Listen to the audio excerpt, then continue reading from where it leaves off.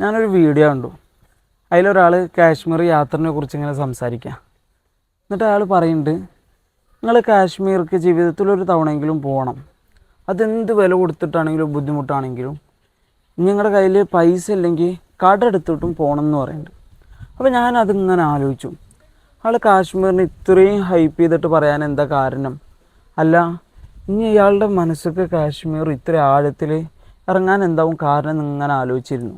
ഇവിടെ യാത്രകൾ ഇങ്ങനെ പോകുമ്പോൾ ഇപ്പോൾ പെരുന്നാൾ കഴിഞ്ഞ സീസണാണ്. ഇപ്പോൾ ഈ കഴിഞ്ഞ ലീവിൽ തന്നെ നമ്മൾ ധാരാളം ആളുകളെ കണ്ടു. അതായത് കാശ്മീർ, നേപ്പാൾ, അതുപോലെ തന്നെ കൊടൈക്കനാൽ, ലക്ഷദ്വീപ് തുടങ്ങിയുള്ള എല്ലാ സ്ഥലങ്ങൾക്കും ആളുകൾ ഇങ്ങനെ യാത്ര ചെയ്യാം. ഇപ്പോൾ ഈ യാത്ര ചെയ്ത സ്ഥലങ്ങളൊക്കെ നമ്മൾ നോക്കുകയാണെങ്കിൽ നമുക്ക് മനസ്സിലാവും എല്ലാവരും പ്രകൃതിയായിട്ട് ഇണങ്ങി ചേർന്ന ഒരു സ്ഥലമാണ്. അപ്പോൾ ഈ പ്രകൃതിയിലേക്ക് ഇറങ്ങി ചെല്ലുന്നതുകൊണ്ടുള്ളൊരു ഗുണം എന്താ വെച്ച് കഴിഞ്ഞാൽ നമ്മുടെ മൈൻഡൊക്കെ ഒന്ന് റിലാക്സ്ഡ് ആവണമെന്നുള്ളതാണ്. അപ്പോൾ എന്താണ് ഇങ്ങനെ പ്രകൃതിയിലേക്ക് ഇറങ്ങി ചെല്ലുമ്പോൾ മനുഷ്യനുണ്ടാകുന്ന ഒരു സമാധാനത്തിൻ്റെ കാരണം എന്നുള്ളത് എന്താണെന്ന് ആലോചിക്കുക. അതായത് അപ്പോൾ ഈ പ്രകൃതിയിലെ ഹൈഡ് ചെയ്ത് വെച്ചേക്കണം നമ്മുടെ സമാധാനം എന്നുള്ളത്. ആ പറഞ്ഞത് കറക്റ്റാണ് കേട്ടോ. എന്താണെന്ന് വെച്ച് കഴിഞ്ഞാൽ ഞാൻ ചെറുപ്പത്തിൽ ഇവിടെ മാസാന്ത ലീവ് കെട്ടി കഴിഞ്ഞിട്ട് വീട്ടിൽ പോയപ്പോൾ അന്ന് എന്താണെന്ന് അറിയില്ല, ഭയങ്കര തലവേദന ഉണ്ടായിരുന്നു. അപ്പോൾ വീട്ടിലൊരു മൂലയ്ക്ക് ഇരിക്കാൻ കണ്ടപ്പോൾ ഉപ്പ എന്നോട് പറഞ്ഞു എന്തെങ്കിലും പ്രശ്നമുണ്ടോ എന്ന് ചോദിച്ചിട്ടുണ്ടായിരുന്നു. പിന്നെ തലവേദനയാണ് കാര്യം പറഞ്ഞു. എന്നാൽ പിന്നെ ഒന്ന് തൊടിയിലൊന്ന് ഇറങ്ങി നടന്നു പോകാമെന്ന് പറഞ്ഞു. അപ്പോൾ ഞാനിപ്പോൾ എന്തപ്പോൾ അങ്ങനെ പറഞ്ഞതെന്ന് ജസ്റ്റ് ചിന്തിച്ചു. പിന്നെ എന്തോ പറഞ്ഞതല്ലെന്ന് കരുതി അങ്ങനെ ഇറങ്ങി നടന്നു. ചുറ്റുപാടൊന്ന് നടന്നു വന്നു. നല്ല വൈകുന്നേരം സമയമായി, നല്ല കാറ്റും സംഭവങ്ങളൊക്കെ ഉണ്ടായിരുന്നു. എന്താണെന്ന് അറിയില്ല, കഴിഞ്ഞ് വന്ന ഉടനെ ഭയങ്കര റിലീഫ് എനിക്ക് ഫീൽ ചെയ്തു. തലവേദന നന്നായി കുറഞ്ഞിട്ടുണ്ട്, മനസ്സിന് നല്ലൊരു സുഖം തോന്നിയിട്ടുണ്ട്. അപ്പോൾ അന്ന് എനിക്ക് വെറും ഒരു അനുഭവം മാത്രമായിരുന്നു. ഇപ്പോൾ സമീപകാലത്ത് ഞാൻ ഒരു റിപ്പോർട്ട് വായിച്ചിട്ടുണ്ട്. ജപ്പാനിൽ നടന്ന ഫോറസ്റ്റ് ഭാഗത്തുനിന്ന് റിപ്പോർട്ട് വായിച്ചു കഴിഞ്ഞപ്പോൾ അതിൽ പറയണത് ഒരു വ്യക്തി അല്ലെങ്കിൽ മനുഷ്യർ കാടുകളിൽ അല്ലെങ്കിൽ മറ്റു വനപ്രദേശങ്ങളിൽ നല്ല ഓക്സിജൻ കിട്ടുന്ന ഭാഗങ്ങളിലൂടെയൊക്കെ നടന്നു പോകുമ്പോൾ അതിലൂടെ അവരുടെ റിലീഫ് ഉണ്ടാവും. പ്രത്യേകമായും അത് രാസപ്രവർത്തനം മൂലമൊക്കെ ശരീരത്തിൽ വലിയ മാറ്റങ്ങൾ ഉണ്ടാക്കുന്ന ആ പഠനം വ്യക്തമാക്കിയിട്ടുണ്ടായിരുന്നു. അത് മാത്രമല്ല, നമ്മൾ പ്രകൃതി ഭംഗി ഇങ്ങനെ ആസ്വദിക്കുന്ന സമയത്തൊക്കെ ഒരു വ്യക്തിയുടെ തലച്ചോറിൽ പ്രത്യേകിച്ച് ഡോപ്പമിനും എൻഡോർഫിൻ പോലെയുള്ള പ്രവർത്തനങ്ങളൊക്കെ ഉണ്ടാവും. അതൊക്കെ രാസപ്രവർത്തനങ്ങളൊക്കെ ഉണ്ടാവുകയും അതുമൂലം ഒരു വ്യക്തിക്ക് റിലീഫ് ഉണ്ടാവാനും വലിയ രീതിയിൽ സന്തോഷം ഉണ്ടാക്കാനൊക്കെ ആ പഠനങ്ങൾ വ്യക്തമാക്കിയ കാര്യങ്ങളാണ്. അപ്പോൾ അന്ന് എനിക്കത് അനുഭവം മാത്രമായിരുന്നു. ഇന്നിപ്പോൾ ഈ റിപ്പോർട്ടുകളും കാര്യങ്ങളൊക്കെ അങ്ങനെ വായിച്ചറിഞ്ഞപ്പോഴാണ് മനുഷ്യനും പ്രകൃതിയും തമ്മിൽ ഒരുപാട് ബന്ധങ്ങൾ ഉണ്ടെന്ന് ഹൈലൈറ്റ് കാണിക്കുന്നത്. എൻ്റെ ഇപ്പോൾ പറഞ്ഞ പോലെ തന്നെ ഈ പണ്ടത്തെ ആൾക്കാർക്കൊക്കെ പൊതുവെ ഉള്ളതാണ്. ഇപ്പോൾ നമ്മുടെ വല്യമാരൊക്കെ അവർ നമ്മളിപ്പോൾ ഒന്ന് വീണാൽ കളിച്ചിട്ടൊക്കെ വീണാൽ എന്ത് ചെയ്യും, നമുക്ക് മുറിക്കൂട്ടിയുടെ ഇല കൊടുന്ന് തരും.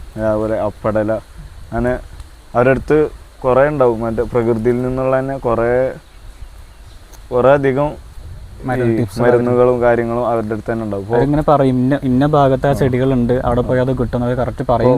പനിക്കുന്ന സമയത്ത് കന്നിക്കൂർക്ക, അതേപോലെ തുളസിയുടെ ഇല, ഞങ്ങളുടെ ഭാഗത്ത് അതിന് പനിക്കൂർക്ക എന്നാ പറയാ. അങ്ങനെ കുറേ ഇത് അവരുടെ അടുത്തുണ്ടാവും. അപ്പോൾ ഇതെന്നൊക്കെ ഇതെന്ന് തന്നെ നമുക്ക് മനസ്സിലാക്കാൻ കഴിയും. എന്താ വെച്ചാൽ ഈ പണ്ടേ ഈ മനുഷ്യന്റെ ഒരു സ്വഭാവം എന്നുള്ളത് പ്രകൃതിയോട് ഇണങ്ങി ചേർന്നിട്ടുള്ളതാണ്. പണ്ട് ചെറുപ്പത്തിൽ ഈ ചെരുപ്പിട്ടിട്ട് മണ്ണിൽ ഓടി കളിക്കുമ്പോൾ അല്ലെങ്കിൽ ഫുട്ബോൾ കളിക്കുമ്പോൾ വലിയപ്പോൾ വന്നിട്ട് ഇങ്ങനെ പറയും, എന്തിനാണ് ചെരുപ്പിട്ട് മണ്ണിൽ കളിക്കണം, ചെരുപ്പ് ഊരിയിട്ട് കളിച്ചൂടെ, അപ്പോഴല്ലേ കാലും മണ്ണൊക്കെ ഒന്ന് ടച്ച് ചെയ്യുമ്പോൾ ഒന്നുകൂടെ എക്കോ ഫ്രണ്ട്ലി ആയിട്ട് ഒരു പ്രതിരോധ ശേഷിയൊക്കെ ഉണ്ടാകുന്നത് നമ്മൾ ഈ പ്രകൃതിയായിട്ട് ഇണങ്ങി ചേരുമ്പോഴാണ്. അപ്പോൾ എന്തിനാ ചെരുപ്പിട്ട് കളിക്കാമെന്ന് ഇങ്ങനെ പറയായിരുന്നു. അപ്പോൾ പക്ഷെ ഇന്നത്തെ കോണ്ടെക്സ്റ്റിൽ നോക്കുമ്പോൾ ഇന്നെന്ത് ചെയ്യുന്നില്ല, രക്ഷിതാക്കൾ കുട്ടികളെ പുറത്തിറക്കാത്തൊരു സാഹചര്യമാണ്. അതായത് മണ്ണോ ചളിയോ അല്ലെങ്കിൽ മഴയത്തൊന്നും കുട്ടികളെ ഇറക്കാറില്ല, അവർ സംരക്ഷിച്ച് വെച്ചിരിക്കുന്ന ഒരു സന്ദർഭമാണ് ഉള്ളത്. അപ്പോൾ കുട്ടികൾ വീട്ടിലുള്ള ഒതുങ്ങി കൂടുമ്പോൾ ഉണ്ടാകുന്ന പ്രശ്നങ്ങളാണ് ഈ പ്രകൃതിയിലേക്ക് ഇറങ്ങി ചെല്ലാത്തതുകൊണ്ട് ഉണ്ടാവുന്നത്. അപ്പോൾ ഈ കൊറോണ വന്ന സമയത്ത് ഇതേമാതിരി തന്നെ ഉണ്ടായത്. കൊറോണ വന്നപ്പോൾ ഫുള്ള് ഗെയിമിന് അഡിക്റ്റായി, ഫോണിന് അഡിക്റ്റായി, ഈ കളിസ്ഥലങ്ങൾ നഷ്ടപ്പെട്ടു. പിന്നെ അതുപോലെ ഇപ്പോൾ ആരും പാടത്തേക്കോ ചളിക്കോ ഇറങ്ങണില്ല. ഫുൾ ആർട്ടിഫിഷ്യലായിട്ട് ടർഫിലൊക്കെ കളിക്കുക, അങ്ങനെയൊക്കെ ആയപ്പോൾ ഇവർക്ക് പ്രകൃതിയോടുള്ള ടച്ച് പോയി. പക്ഷെ എന്നാലും എന്താണ്, മനുഷ്യന് പ്രകൃതിയായിട്ട് എങ്ങനെ മനുഷ്യന് സ്വയം സ്വബോധത്തോടെ അകന്നു നിന്നാലും അവർക്ക് അടുത്ത് നിൽക്കേണ്ട അവസ്ഥ വരും. ഇപ്പം തന്നെ ഒന്ന് ആലോചിച്ച് നോക്കിയാൽ ഒരുപാട് പേര് ഡിപ്രഷൻ വന്നു കഴിഞ്ഞാൽ വല്ല സ്ഥലങ്ങൾക്കോ അല്ലെങ്കിൽ ടൂറിസ്റ്റ് പ്ലേസുകൾക്കോ പോകുന്നത്. അപ്പോൾ ഇതിൻ്റെ ഒക്കെ അർത്ഥം നമുക്ക് മനസ്സിലാവുന്നത്, നമ്മൾ എത്ര പിന്നോട്ട് പോയി കഴിഞ്ഞാലും അല്ലെങ്കിൽ പ്രകൃതിയായിട്ട് അകലാൻ നോക്കിയാലും നമ്മൾ പ്രകൃതി തന്നെ നമ്മളെ അടുപ്പിക്കും എന്നുള്ളൊരു സാധനമാണ്. ഇപ്പോൾ ചുരുക്കത്തിൽ ഇവിടെ മനുഷ്യരും പ്രകൃതിയും തമ്മിലുള്ള ബന്ധത്തെയാണ് മൊത്തത്തിൽ സൂചിപ്പിക്കുന്നത്. അപ്പോൾ മനുഷ്യൻ്റെ നിലനിൽപ്പിന് പ്രകൃതിയുടെ അവശേഷിപ്പ് അത്യാവശ്യമാണ്. അപ്പോൾ അങ്ങനെ നോക്കുമ്പോൾ ഇന്നിപ്പോൾ ലോക പരിസ്ഥിതി ദിനമാണ്. ഇനിയിപ്പോൾ ഒരുപാട് നാടകീയ രംഗങ്ങളൊക്കെ നമ്മൾ സാക്ഷിയാവാൻ പോവുകയാണ്. ഇപ്പോൾ സ്കൂളുകളിൽ പഞ്ചായത്ത് തലങ്ങളിലൊക്കെ ചെടി വെച്ചുപിടിക്കലും ഫോട്ടോഷൂട്ടും എല്ലാം ഉണ്ടാവും.